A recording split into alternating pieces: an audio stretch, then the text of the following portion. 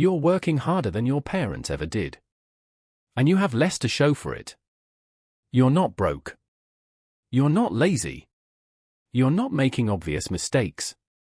So why does it feel like no matter what you do, the money just disappears? Here's the thing nobody warns you about.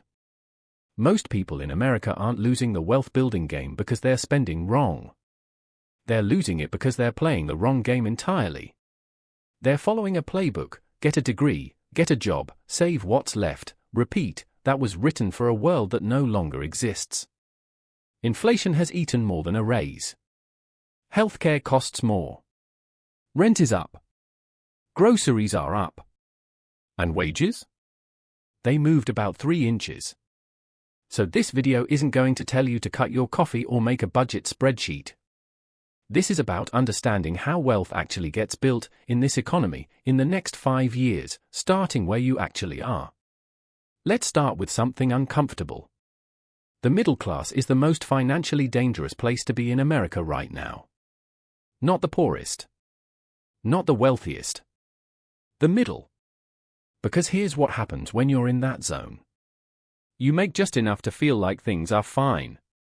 You make just enough to disqualify yourself from assistance. But you don't make quite enough to build real financial cushion. It's a treadmill. And the speed keeps increasing. Every year you're earning more, and somehow still behind. That's not a personal failure. That's a structural one. Here's what the trap actually looks like. You get a $4,000 raise. Your rent goes up $200 a month. Your health insurance premium increases. Groceries are quietly 10% more expensive than last year. Your raise disappeared before you ever spent it. And this is where most people make their first big mistake. They think the answer is income. More income.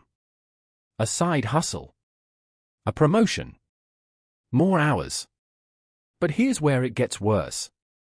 America is full of high earners with no wealth. Doctors who are $300,000 in debt. Six-figure earners living paycheck to paycheck. Families making $150,000 a year with less than 1 month of expenses saved. This isn't a shame thing. It's a math thing. Because wealth isn't how much you earn. Wealth is what you keep and what you put to work. Person A makes $60,000 a year. Lives below their means.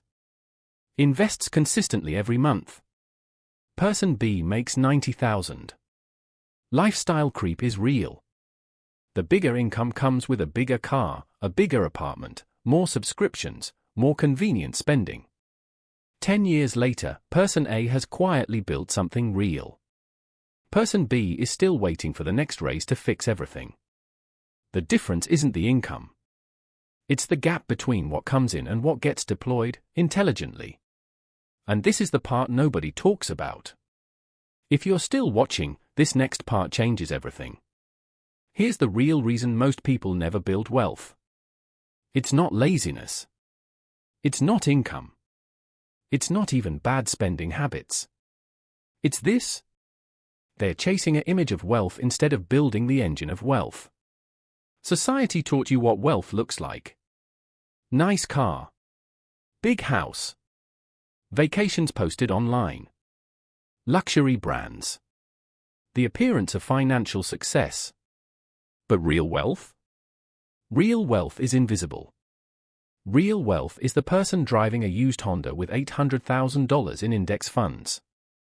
Real wealth is the family renting a modest apartment while their real estate equity compounds quietly. Real wealth is the freelancer with a simple life and an investment account that grows while they sleep. The people you think are wealthy often aren't. And the people quietly building it? They don't look the part. This is the trap. Because if you're measuring your financial progress by how your life looks, you will always overspend. You will always delay the real work. You will always feel behind.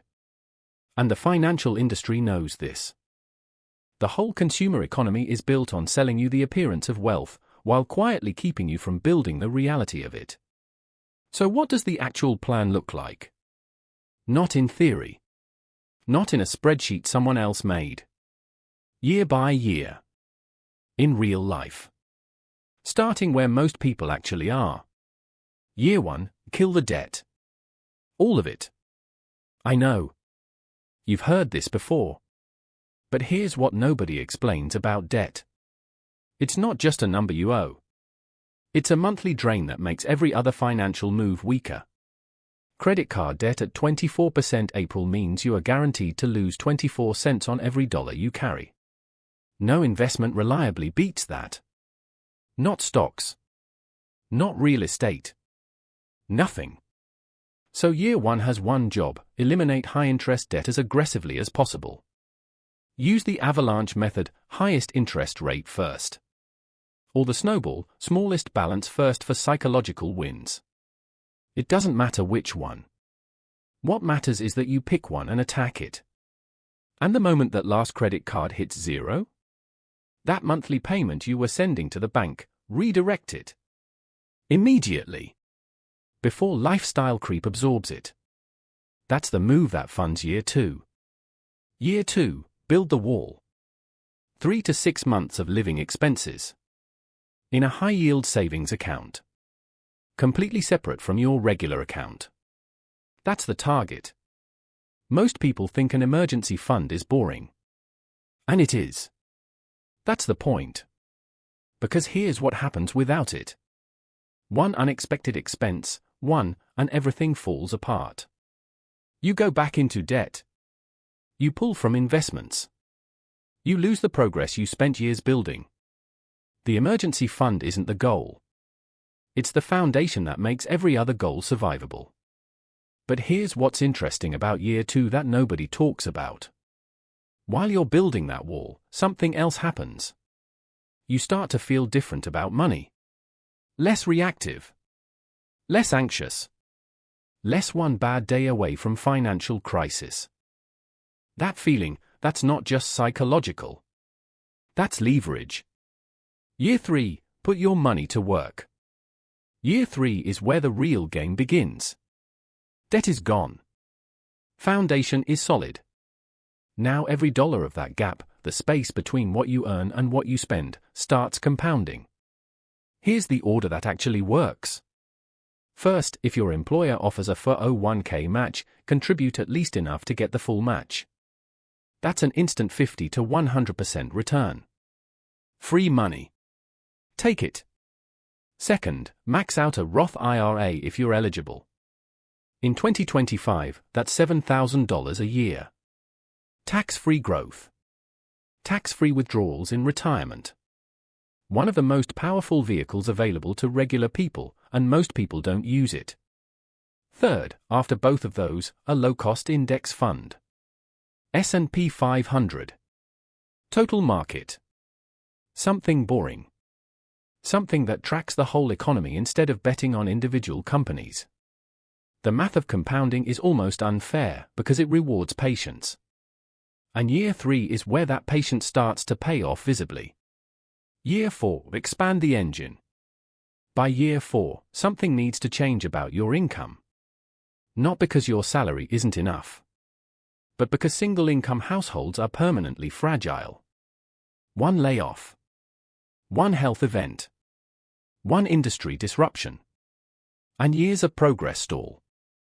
The move is building one additional income stream, not a second full-time job, something that generates $500 to $2,000 a month without requiring all your time. Freelance skills. A digital product. Consulting. A side business. Rental income. The form doesn't matter as much as the function. Because what you do with that second stream is what separates year 4 from everyone else's year 4. You don't upgrade your lifestyle. Not yet. You funnel it straight into assets. The investments from year 3 grow faster. The compounding accelerates.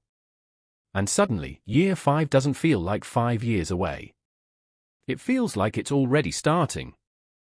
Year 5, own something real. By year 5, the goal isn't just savings. It's net worth. Net worth is the number that actually measures your financial reality, assets minus liabilities. At this stage, if you followed the roadmap, something remarkable has happened without you fully realizing it. Your debt is gone. Your emergency fund is intact. Your investments have been compounding for 3 years. Your income has expanded. For most people who start this seriously, a net worth of $75,000 to $150,000 within 5 years is genuinely achievable, not a fantasy number, not a guru promise. And here's the part that matters more than the number. At year 5, you have options. Options your colleagues don't have. Options your past self couldn't imagine. The option to leave a job that's draining you. The option to take a calculated risk on something you actually want to build. The option to weather a crisis without panic. That's what real wealth actually buys. Not a bigger house. Not a nicer car. Options. Here's what I want you to sit with. 5 years from now, you will absolutely be somewhere financially different than you are today. The question is, did that happen to you, or did you build it? Because most people spend 5 years waiting for the right moment. The right income. The right conditions. And 5 years later, they're still waiting. The people who build real wealth in the next 5 years aren't smarter. They're not luckier. They're not making 6 figures. They're the ones who understood, quietly and early, that wealth isn't a reward for looking successful, it's the result of making consistent, boring, unglamorous decisions before anyone around them is paying attention. You don't need a windfall. You need a gap. You need assets. You need time. Start this month. Even small. Because the most expensive thing in personal finance isn't a bad investment, an overspent budget, or a missed opportunity. It's another year of waiting. The best time to start building was 5 years ago. The second best time is right now.